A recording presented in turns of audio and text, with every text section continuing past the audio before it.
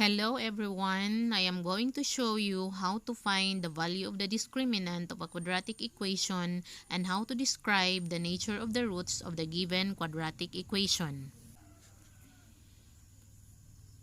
The value of the expression b squared minus 4ac is what we call the discriminant of the quadratic equation. Now what's the importance of knowing this? The value of this one is actually used to describe the nature of the roots of a given quadratic equation, and this expression is actually equal to the value of the radicand in our quadratic formula, which is one of the ways of solving quadratic equation. So it is just so easy to describe the nature of the roots of a certain quadratic equation by just evaluating the value of your discriminant, but just make sure that you remember the following points. So here we have two columns. The first one showing the value of our discriminant and the second one indicating the nature of the roots of the given quadratic equation. So first, if your discriminant is equal to 0, then the roots are real numbers and are equal. The second one, if the value of your discriminant is greater than 0 and perfect, then the roots are rational numbers and not equal.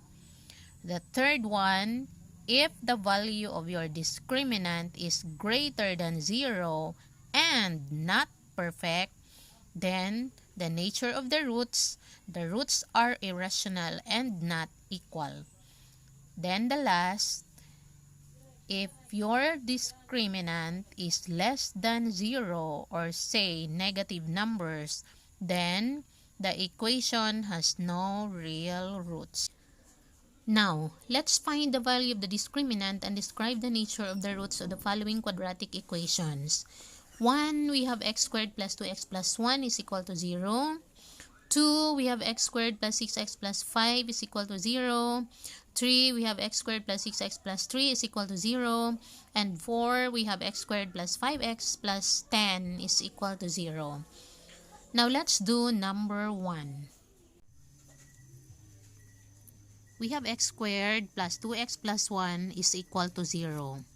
So the first thing that we are going to do here is to identify the values of our a, b, and c from the given equation. So our a is 1. Our b is, we have 2. And our c is 1. Next, we have to substitute these values from the expression b squared minus 4ac and evaluate. So the value of our b is 2. So you have 2 squared minus 4 times the value of your a, which is 1, times the value of your c, which is 1. Simplify. So you have 2 squared is 4. Then negative 4 times 1 times 1. So we have 4. That is equal to 4 minus 4 is 0. So 0 is our discriminant. Now, how are we going to describe the nature of the roots after finding the value of our discriminant, which is actually this expression? It says that when the value of our discriminant is equal to 0, then what is the nature of the roots of this given equation? So, the roots are real numbers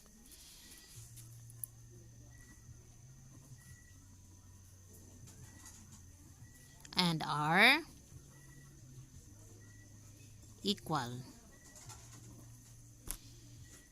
So that's it. Let us proceed with problem number 2. The equation is x squared plus 6x plus 5. So let us identify the values of our a, b, and c from the given equation. Our a is 1. Our b here is 6. And our c is 5. Then, substitute these values from the expression b squared minus 4ac and then evaluate. So, b squared is 6 squared minus 4 times 1 times 5. So, 6 squared is 36. Then, 4 times 1 times 5, we have 20.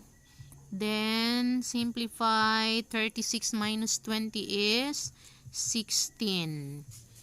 So, 16 is our discriminant of this given equation. And 16 is a perfect square. When we say perfect square, that is a number that can be expressed as the product of two equal integers. In the case of our example, our discriminant is 16. And 16 can be expressed as the product of two equal numbers, 4 times 4, and whose square roots are actually whole numbers. The square root of 16s are negative 4 and positive 4, which are whole numbers. So since the value of our discriminant of this given equation is 16, and 16 is greater than 0 and is a perfect square, then how can you describe the nature of the roots of this given equation? So, it says that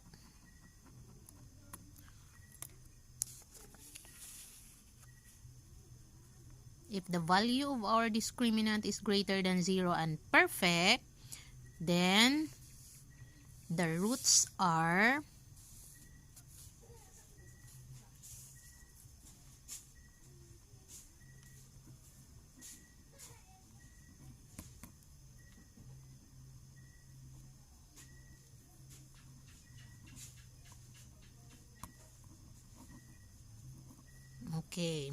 the roots are rational numbers and are not equal.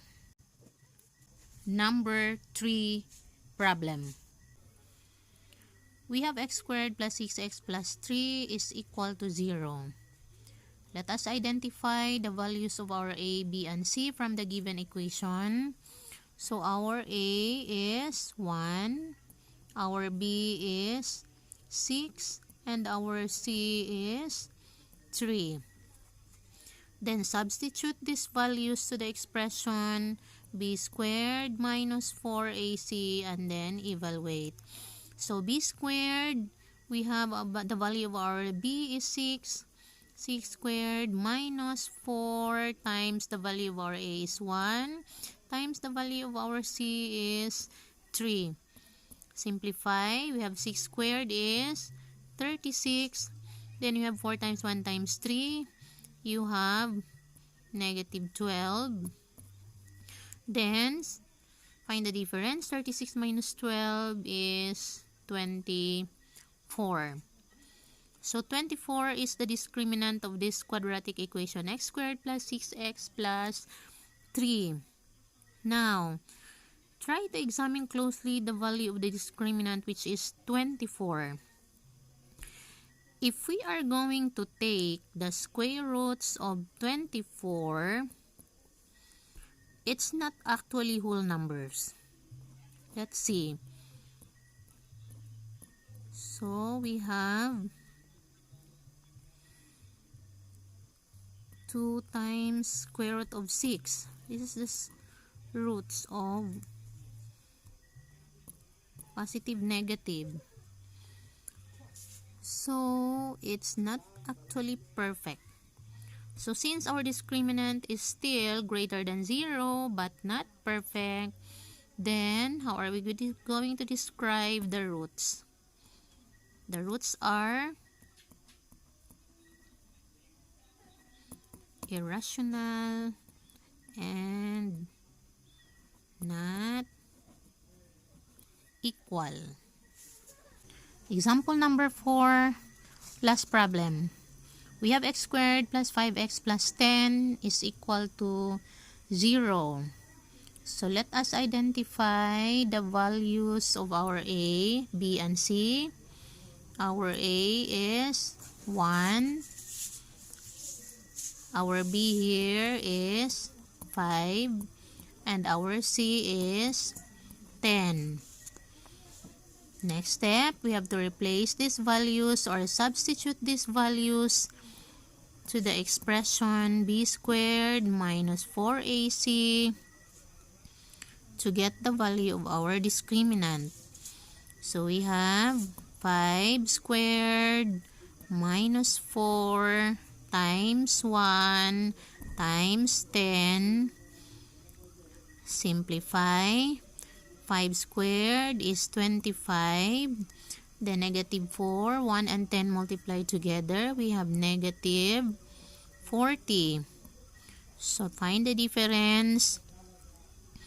25 minus 40 is negative 15. So our discriminant is negative 15.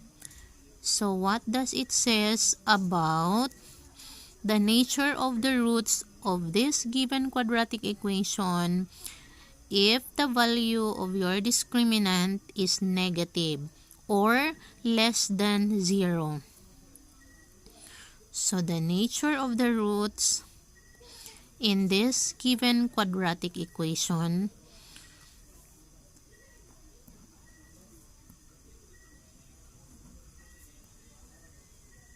the equation has no real roots or no real solutions. Okay, so we are done with the 4 problems. So that's just how to find the discriminant of any given equation. You simply evaluate the value of the expression b squared minus 4ac and see the conditions with the corresponding descriptions about the nature of the roots of the given quadratic equation. So again, just always bear this in mind that if the value of your discriminant is equal to 0, then the roots are real numbers and are equal. And if the value of your discriminant is greater than 0 and perfect, the roots are rational numbers and not equal. And if the value of your discriminant is greater than 0 and not perfect, then the roots are irrational and not equal. And last but not the least, if the value of your discriminant is less than 0 or negative numbers, the equation has no real roots. And if you learned something from this video, just hit like and subscribe and watch out for an upcoming videos. Thank you for watching.